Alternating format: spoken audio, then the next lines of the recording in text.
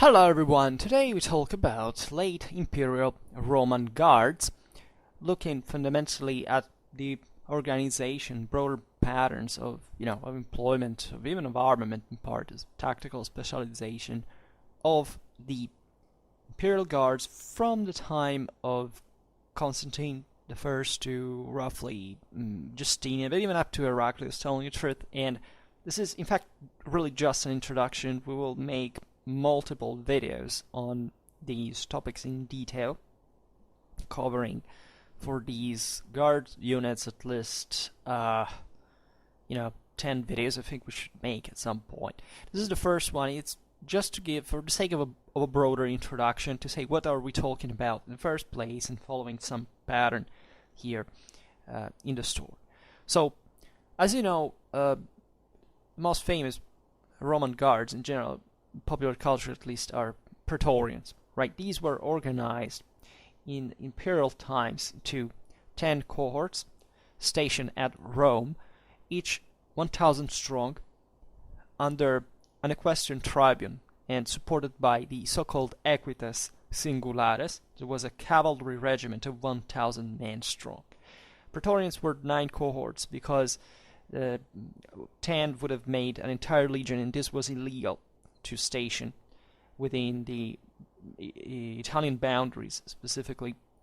Then there were exceptions to this rule. In Severian times, there was a legion was stationed close to Rome, but the praetorian organization had fundamentally remained the same. The equites singulares Augusti were these, let's say, ultra-elite unit of cavalrymen, as we have seen, that, however, were trained to perform basically any tactical task at some level, and it were extracted among the best troops, and also underwent basically an all-service, long, specialistic training, right? Especially in terms of military engineering, right? So they were literally, the best unit around. These followed regularly emperors also during military campaigns and so on.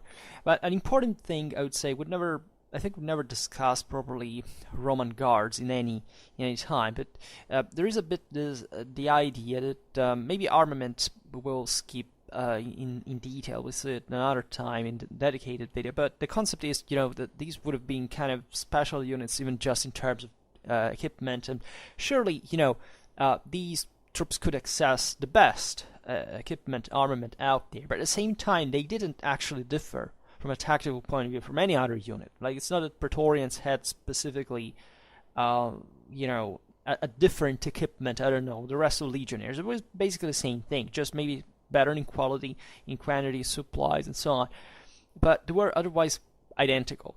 And surely they had their means of differentiation. But this is something we shall see another time. Here, it's just lesson in method about the fact that it's not really weapons and armament that makes the unit at the core, but it's training, it's esprit de corps, we could say, broadly speaking, and ultimately their cohesion, their moral force. Today we don't even speak about the motivations that were obviously a higher pay, telling the truth, and there is a pattern here we can observe with the praetorians, eventually with the Schole Palatine, of gradual decline of their combat capabilities. There's a bit of cliche, right, that is, these guys got fat and soft, they didn't fight anymore. This is emphasized by some sources, but we always have to be very consistent about what these units had become, also just in terms of political capacity and what their connection with actual warfare. But they were, of course, elite, even qualitatively speaking. So it's rather, their change, their disbandment sometimes, we will see now, mostly has to do with a broader reorganization of just empire military, but also the political and social structure of the same, right? That would render certain units, not much because of their military quality, but because, for example, of their area of stationing, of deployment, or their political role at palace, useless or counterproductive, or they would flow to somewhere else.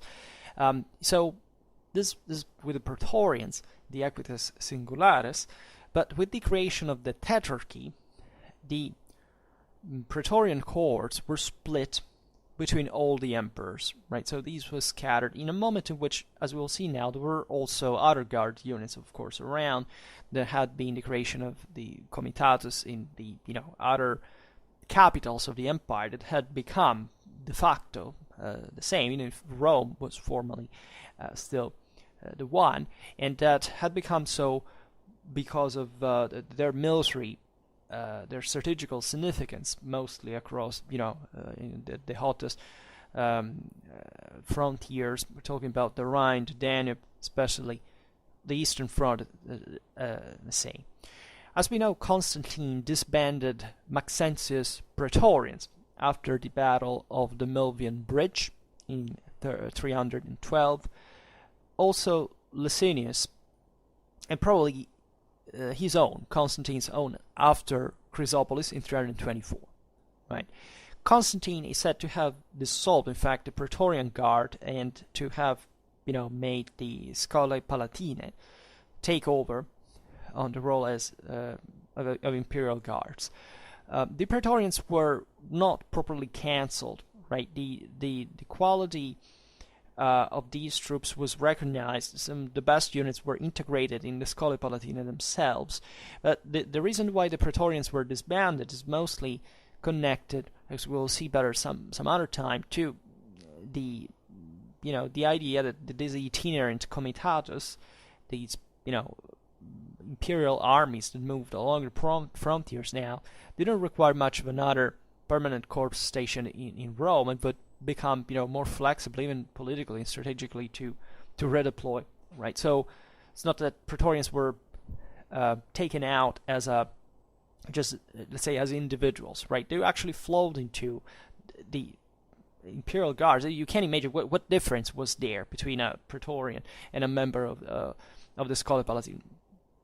Nothing, right? We're the same people. They have the same experience, the same equipment, so on. It's just a different administrative form, in part, and reflecting these higher changes. But sometimes we really talk about the same people. The Scalae Palatine were elite regiments, mostly mounted, 500 strong on average, even if there is evidence that they could be larger, perhaps. They are first mentioned, even before this time, during the reign of Diocletian, when they supplemented the Praetorians themselves. In the 4th century, the changing arrangements of emperors probably caused many transfers and reorganizations between these units. We know that in the 50s and 60s of the 4th century, there were several units among the guards called Scutari, a unit of so-called armature, and a unit of Gentiles et Scutari. These are there's a variety here. The late Roman times are less, let's say, homogeneous, but if you want, more articulated, and in terms of military organization, in part because of these broader rearrangements, but also of the legacy of different, let's say, different units that had come to, even just properly certain commands had come to organize themselves in different areas of this enormous empire that we've seen in the Notitia Dignitatum, mostly for the 4th and the 5th century, having just different roles, different organization. Through these names, we can easily see, for example, we have the Cataphractari, the Sagittari. There we have pretty good idea that there is an evident tactical connection. I mean, there were cataphracts, archers, right? So these scalae were preferably mounted because they could be more easily deployable, but mostly they were required to be tactically so. I mean, increasing cavalry in late Roman times is not much a strategical reason, as it's thought, because cavalry is not really faster on a strategical level than infantry. At a tactical level, that began to make more difference. Let's say also because of, think about the nature of the most of the enemies that the Romans were facing at this time. But we have to think them as literally the core of the emperor's army, and therefore they were tactically autonomous altogether as a corps, and with different tactical specialties. Of course, they fought also on foot, simply because you can dismount banally as a cavalryman, but more. This is a time in Roman warfare where there is an increase, actually, individual and collective training, and especially in all the various arms, and with a great emphasis on their interaction. So these elite units are definitely the ones, especially during the 4th century, when they were at the peak of their efficiency, that would be capable of performing this. Other names, as the ones we have read here, the Scutari, for example, where we don't have to imagine them literally as, there's a tactical connection to the shield here. That was maybe a standard name or some administrative term that had come to define them like this. The unit of armature, for example, what does it mean, right? It doesn't necessarily mean they were more heavily armored or anything. When we speak of that had received, in that case, armatura in the contemporary sources identifies a specific type of training specifically, and we think that that unit might have been called like that for this characteristic. As far as the Gentiles, we see there what's the point. These were foreign troops, right? Think about the Germani Corporis Custodes. Since Augustan times, were recruited on the Rhine. Among the Roman Imperial bodyguard was full of Germans, right? They wanted to find, tough people that were also kind of detached from courtly policy, and that had always been the Roman policy, and would remain, in fact, also in other times and empires at the same moment. At this time, the Gentiles represent, however, as you know, during the 4th century, an ever more important component of the Roman army, right?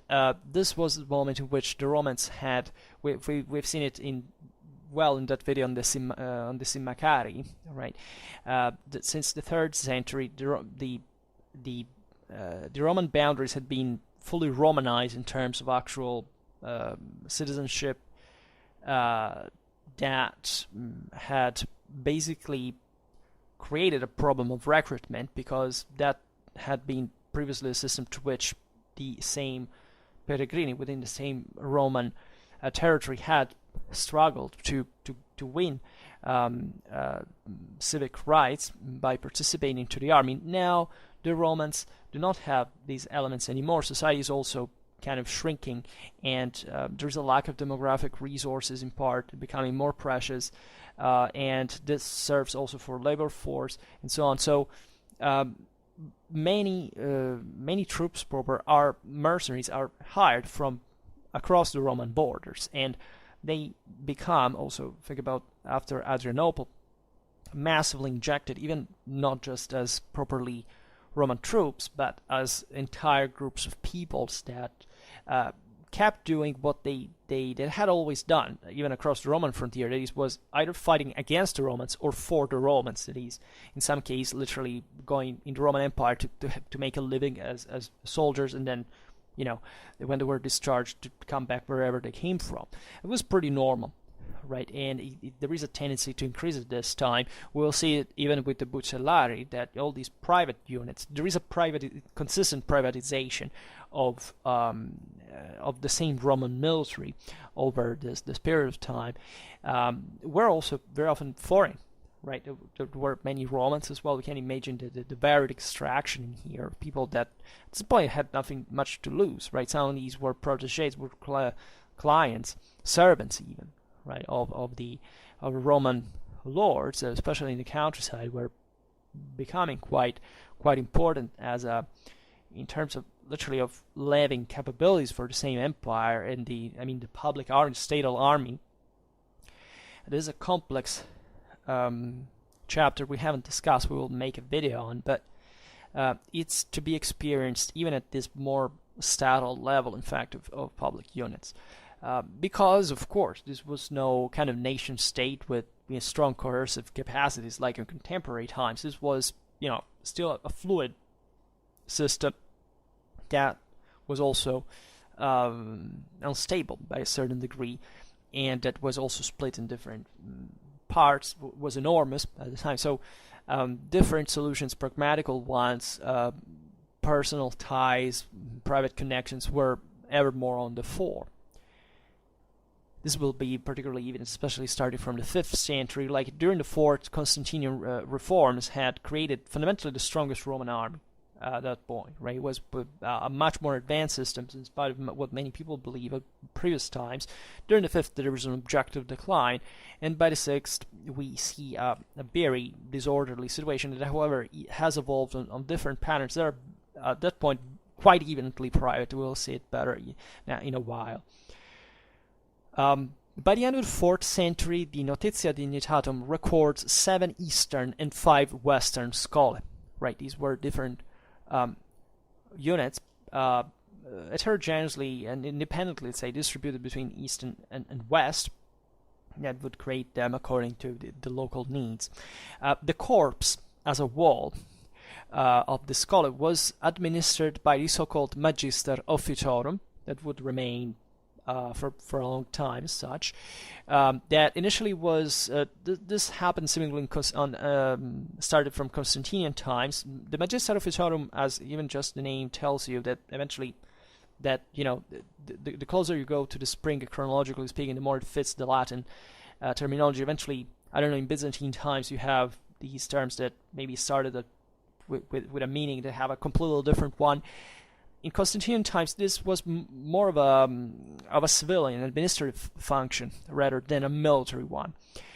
And from the 5th century, however, the corps had also become known as the obsequium and come under the command of the comes domesticorum. Right, so technically the count of the domestics, speaking of the imperial palace. So the close guarding of the emperor himself in the 4th century was carried out by a more selected unit of 40 candidati that were selected from among the best troopers of the schola. Right, this was properly the real bodyguard. So this was the elite of the elite. It was chosen appositely and probably by direct imperial choice, or not necessarily, I don't know, but surely there was a close connection in there. And in the West, in the Western Roman Empire, the schola were disbanded only at the time of Theodoric in 493. That had his own gods and Germanic military administration and the Italian army. But in the Eastern Roman Empire, the appearance of several comites scholarum is witnessed. For example, at the Battle of Cotianum in 492, perhaps also from the tombstone of Theodulus at Dorileum. There is a comes of the Gentiles juniores, probably also this foreign unit, suggesting the scholar participation in Anastasius' Isaurian War between 491 and 98. You know, this population of Asia Minor that had remained very superficially Romanized and that revolted at some point, and from which actually important bodyguards eventually would come from themselves. It was kind of typical of late Roman times that was the least Romanized peoples that therefore had more of a military, less of a civilian life, and less of a control. In that part, there is a kind of a broader disarming of the Roman populace at this time. Their citizens, in theory, in practice, they become colonists, servants, properly. Speaking of the largest amount of population living in the countryside under some local lord, and they're ever more tied there. So the need of these foreigners, as we've seen in their warlike manners, are ever more appreciated for these units, and also because they were detached, as we've seen, from local intrigues, at least, you know, for a while, for initially. In the 6th century, here I actually remember something different, but anyhow, Justinian raised 4 additional scholae. I actually knew he disbanded them because in the past here the scholar had declined sensibly. Had become some sources say that they had become good for nothing, in part that they weren't.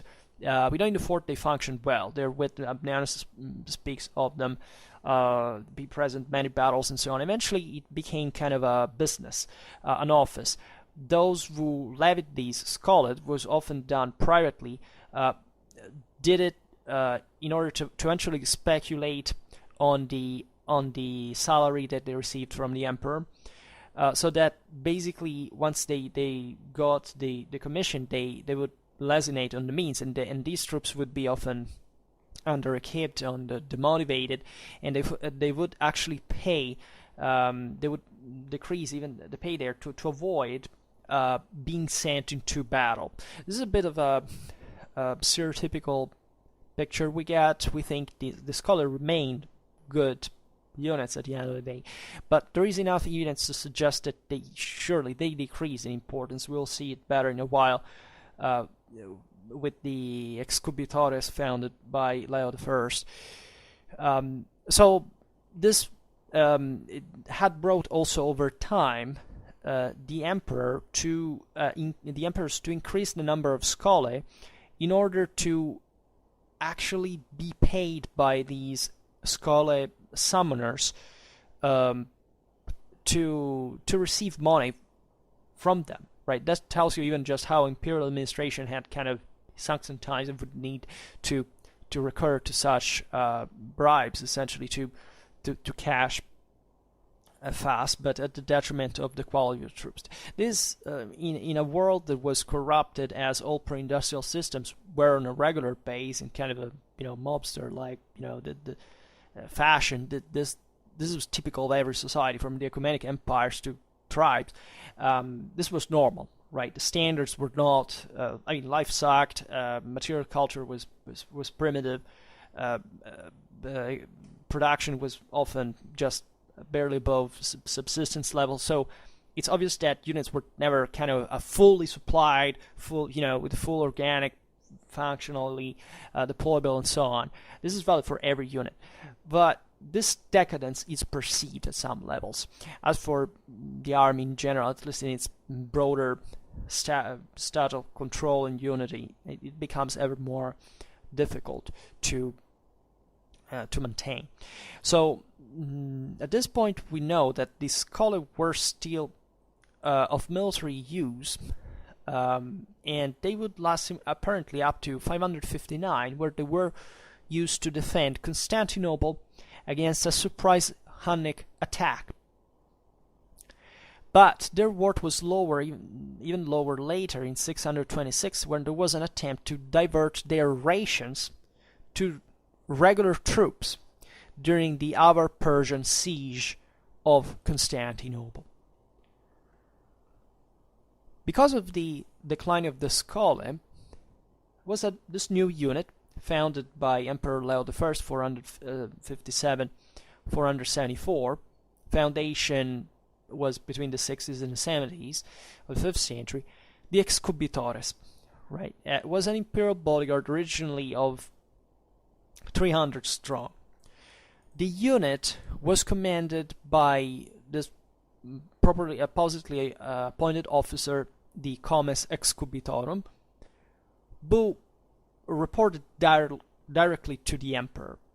So here we see concretized the imperial need to maintain a loyal, even if you want, not much of a large, it's not an army proper, but it's properly an elite unit that can literally defend, protect the emperor next to the less reliable scholar. We know that the excubitores fought during Anastasius' Isaurian War, as I was saying before. They were still an active regiment in 610. Then, as we were saying before, we know that many generals had properly their own bodyguards. Think at all the stories of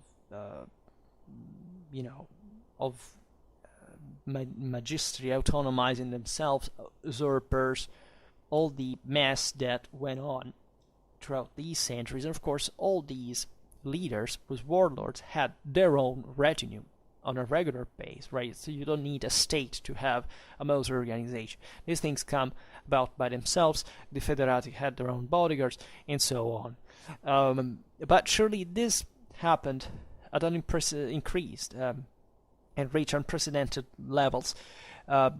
Generals had, let's say, bodyguards of few hundred cavalry on average.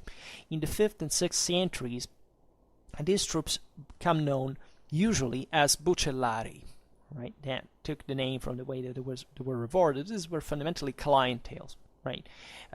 Privately raised forces among the generals' clientels that were therefore, of course, loyal to their masters and would serve good as bodyguards. And however, there are other terms that here overlap also the statal, the public units terminology, such as domestics, the upaspistai in Greek, and that were basically the troops. Upaspistai means shield bearer, basically, and while the doriphoroi were the officers specifically. But these are flexible terms, right? They were just terms of common use. You see here even the switch from Latin to Greek, even though, of course, this time the official language of the empire, even in the eastern half, was Latin. Especially the army was the most, the military terminology was the most Latinized. But on some occasions, however, the buchelari army could be very large. Right, Procopius goes as far as reporting that Belisarius equipped 7,000 mounted bodyguards from his own resources. It may be an exaggeration. However, the meaning here, in my opinion, is considering also the increase, not just in these private means, but sometimes of organizing literally warfare on a local base, and the increase also of cavalry and the necessity of not just fielding it but equipping it, having this kind of predatory character sometimes from a strategical point of view in order to supply all these troops, would bring to naturally the connection between the general and its organizational capabilities, and also just the fate of these troops as in terms of their success, their rewarding, their pay, in a dramatically poor world, right? If you look at, the Gothic War, you see, these cavalrymen even had problems to find metal armor. They used wood. There was a great, like an exploitation of all possible resources that would make command there and the loyalty and the virtue of these troops quite crucial, right? So the idea that that Belisarius' retinue could be seen as something as if almost private, right? It's kind of acceptable. It's plausible in a sense. In fact, these troops were not confined to bodyguard duties, right? Belisarius sent 300 of these as an advance guard on the march to Carthage. These are properly an army. This is a private army, not just bodyguards. And as we've seen also in previous times where the Scutari in the 4th century, these troops were all together, kind of a bit of an army on their own, depending on the emperor, on the city. And many of these bodyguards would also make career, as Procopius says, at the same time. Guard officers were often selected as imperial candidates, as we've seen before. The officers would naturally rise through the ranks, and therefore they would become as the best troops. It was but like the centurions back in the day. It was mostly NCOs. Here they would rise. There was a more structured, stratified hierarchy that would select them to become eventually the properly bodyguard of the emperor. Jovian We had an example was Primicerius Domesticorum in 363 before his elevation. Justin I was Comes Excubitorum in 518, and Tiberius II was Comes Excubitorum in 574 before being made Caesar.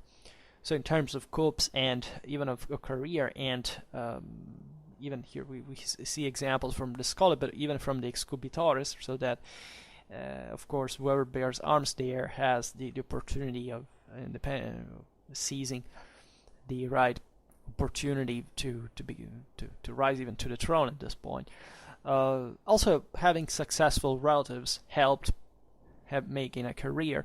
Silvanus, son of one of Constantine's the first generals, Bonitus, was tribune of a regiment of Schola in 351. We know also that many of those promoted to unit commands during the 3rd century. So when the creation of the imperial comitatus along the frontiers in this more privatized sense was taking shape, held the office of Protector Augusti. So it was already within the guarding units. This could either be held on its own or at the same time as commanding units. Some of these men were also part of guard units proper. That is, for example, Mucianus was a centurio protector in the praetorians or also Licinianus, protector of the Schola senior peditum. Many protectores were promoted directly from the ranks after long service. Abinius served for 33 years in the Parto Sagittari. Consider that in here troops came, these guards came also from, as we said before, different countries, but not just the typically barbarian ones. Sometimes there were Persians. We have evidence of that. There were lots of horse archers also, horse archers units coming from the Caucasus, between this broader Iranian influenced area of horse archery, and others, but not only there, and others were invited to apply by the emperor. We have an example of Leontius inducted by Julian, while also sons of senior officers and barbarian royalty were often appointed directly. So of course there was a way, hierarchy existed, but the promotion system was flexible, often ad personam, and this is typical of the privatization of the situation. Also here we see the broader international ties with the connections with the even sons of barbarian kings that usually were educated as hosts/hostages in the Roman capitals, and that would, however, be trained properly, even from a military point of view, and acquiring a big deal of experience. It was gradually exported among also, the barbarian peoples. In the 4th century, the protectores had come to act as staff officers and were organized into scholae of domestici peditum and equitum under the command of the comes domesticorum. These men were technically protectores domestici, distinguished from the protectores attached to each magister militum, right? So they were kind of a parallel corps in that regard. And by the 6th century, these positions had, however, become honorary, part to that process we've seen before of even just of subcontracting, of the enlistment, of becoming kind of more institutionalized over time and locally. Palace, and staff roles were held by the so-called scribones, albeit they seem to have been less common than what the protectores had been in the past. By the early 4th century, Roman field army regiments were commanded by tribunes, known as chiliarchoi or logachoi. The border troop corps by tribuni, and other units by prefecti or eparchoi. However, even if we look in official documents, we know that the holders of these posts could be designated as prepositi, right then. At this point meant just as, commanding officers as a term. In the 4th and the early 5th centuries, the majority of these had served as protectores for 5 years, possibly 3 to 5, so much that men whose careers started in the ranks of non-guard units were rarely promoted past unit commander. So definitely guard units were quite important career projectors for their elements.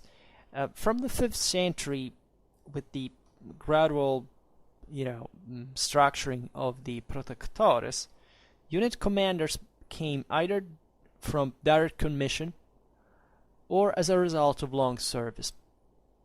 Conan, conscripted into an Isaurian regiment, became the tribune of the same around 464, remaining at his post until his death in 491.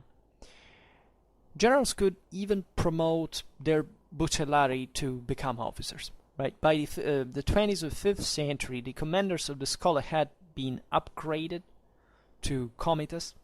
By the late 6th century, all regimental commanders in the field were technically comites, though still often referred to as tribunes, as we get from Maurice Strategicon. Naturally, guard units had an important role in the political scene, even in the propaganda and in public ceremonies in front of the people. They participated to all the most important, events, the appearance of the emperors, the various rituals. In the second half of the 15th century, the location for accession ceremonies, for example, had shifted to the hippodrome, specifically. In the second half of the 6th century, to the Imperial Palace. So there is a gradual enclosing of imperial power within more kind of institutional places, whereas before it was kind of more popular participation. But an element of military involvement was still signified through the presence, because the army technically elevated the emperors, right? So, but there was always the presence of palace guards, and in this sense embodied the military altogether, and were in fact instead sometimes just the most faithful part of the most faithful unit that would at that point carry out the accession ceremony. And it participated to other rituals with military connotations, as we've seen, the crowning with a torque, being raised on a shield. Then there was the distribution, accession, donative, or bonus to the troops present,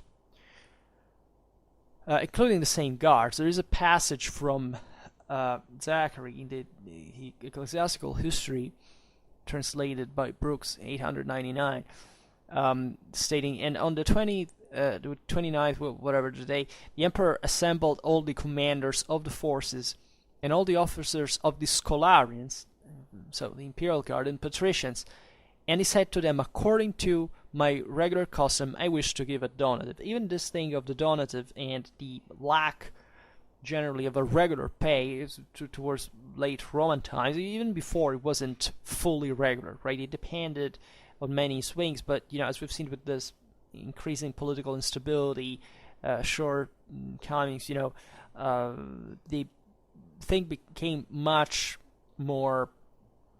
First of all, it was integrated with other means proper. These units, the army in general, lived, for example, out of the annona, right? It was collected in money, sometimes in nature, from the local resources. So there was this gradual kind of attachment to the local areas of where these units would be increasingly connected. That towards the 7th century there would be even the creation of the thematic system and so on. That's another thing. So the donativum was literally a gift. Like literally, the emperor used this form of payment of una tantum to provide troops, to content them, to give, to reward them specifically, to create a balance specifically a political one within the same troops. And naturally, palace guards were more remunerated because they were the ones who had to be more faithful, and depending also for this reason on a higher pay and on the emperor that could provide them with. And this would be obvious just for the fact they lived in the imperial palace at the center of government, and where in the capital major resources were concentrated. So this in Roman history, medieval times, would be evident even just with the creation of literal Constantinopolitan armies that would figure like not properly as guards, would be detached in specific corps, but in the sense that there was an ever greater dependency on a monarchic form of government coming from the city, coming from Constantinople. So I think we can stop here for today. As I was saying at the beginning of the video, we will definitely descend more into details. This was just to give a broader information about what we're talking about in the first place when thinking of guards units in late Roman times, what we have to get used to in just in terms, and what do these correspond to. And so for now, I just stop it here. Just hope that you enjoyed this video. If you did, please share it. Otherwise, leave a like or subscribe to my channel if you're interested in my upcoming content. And for now, I thank you heartily for listening to me. I wish you a nice time and see you next time. Bye.